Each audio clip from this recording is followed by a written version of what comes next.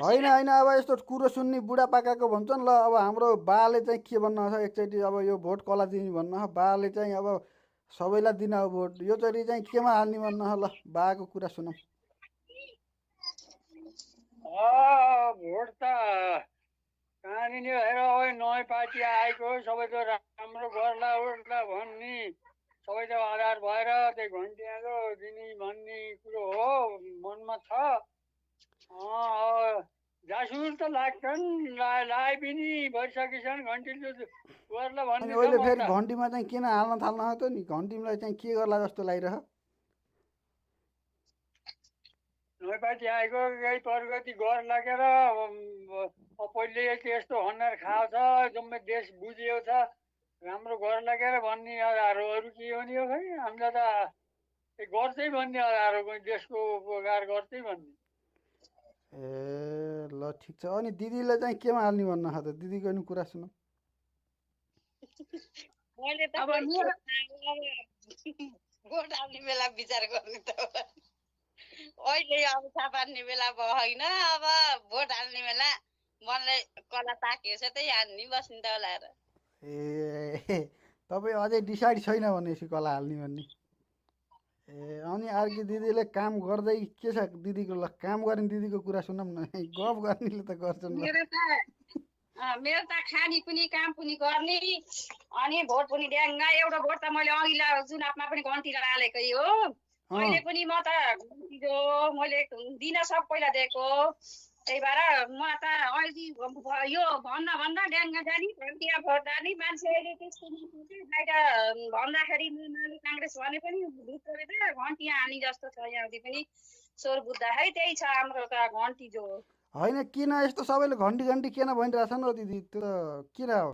घन्टी त यस्तो भयो के भाइ, यस्तो अब हामीले दुःख पाइयो, यस्तो महँगी सारा भ्रष्टाचार भयो सबै यताउता गर्दाखेरि अब हामीलाई त त्यस्तै हो। छोरा नातिलासम्म सुख होला, अब केही होला, केही सहुलियत होला, बिचरा विदेश नजालान्, आफ्नै देशमा बसेर हाम्रा पोखा काखा बस्लान् छोरा नाति भनेर हामीलाई त्यत्तिका उसले मात्रै दिने हो कि। अरू त होइन दुःख गरेर खान त जले पनि पर्यो।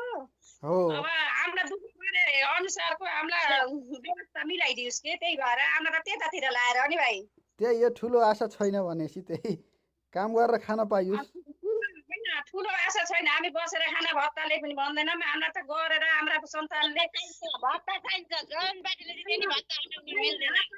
कुरा तगडा छन्, हामीलाई भत्ताले भनिन नसुविधा गरिदियोस्, बच्चाहरूले पढेको अनुसारमा केही गरिदियोस्, त्यही हो हामीले खोजेको। हाम्रो क्षमता अनुसारको काम दियोस् कि उसले हामीलाई जाय दियोस्। हामीले त त्यही त गरेर खान त भर्खर भत्ताले भनेर ताता कुरा बोइला सम्झन् त हामीले गरेर खाने हो। हामीलाई गरेर खाने व्यवस्था मिलाइदियोस् कि।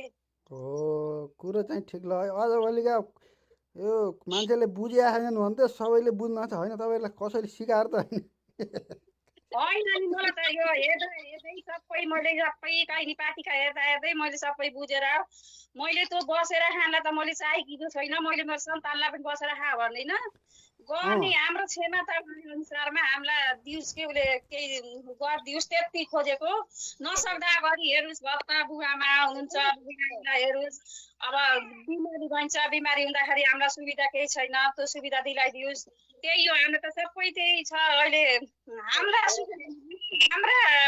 हामी बुढेसकाल हुँदाखेरि हाम्रो छोरा नाति वरिपरि बस्छन्, उनीहरूलाई पनि यस्तो हामीलाई चाहिँ दुःख नहोस् भनेर हामी त त्यही जो गर्छौँ। कसरी सिकाएर उर्का होइन आफै हो।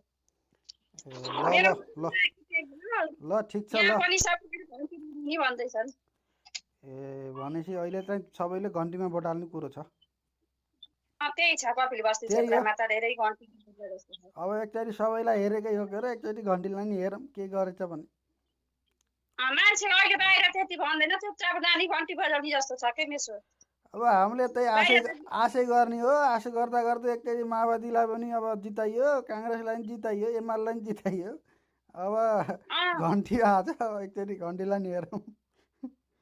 मैले त पहिला अघि लगेर पनि दिदीलाई कुनै के घन्टी बज्दाखेरि पूजापाठ भन्दा पनि केही गर्ने जस्तो लगाएर मैले त पहिला पनि अघि लगेर पनि दिएँ। अहिले पनि त्यो घन्टी लगाएर दिदियो।